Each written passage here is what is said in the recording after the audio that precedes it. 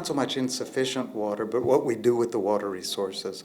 The biggest source of conflict right now is when an upstream country builds something, often a dam or a diversion, that impacts a downstream country. And if they do it without a previous arrangement for how to deal with the consequence of that kind of infrastructure, you can have conflict. And so this is what we see all over the world. We've seen it in Central Asia, in Southeast Asia, in Northern Africa, in a lot of the major rivers. You have big dams that are impacting countries, and a lot of suspicion comes around as a consequence.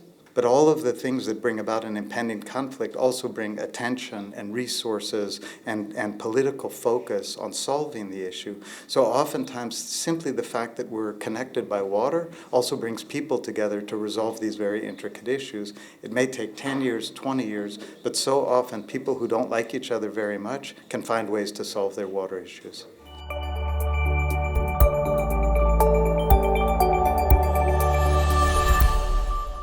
Absolutely. If you look around the world, again, you've seen Arabs and Israelis talk about shared water resources, Indians and Pakistanis, Azeris and Armenians, Central Asians, all 11 countries of the Nile Basin.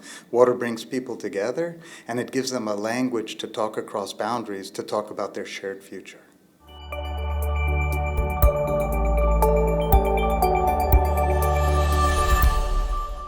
Well, the water crisis is one of the biggest crises facing the planet today. It's, in terms of death and destruction, it's as big as HIV/AIDS or malaria, and it's bigger than anything else. It kills more people than all the wars in any given year put together.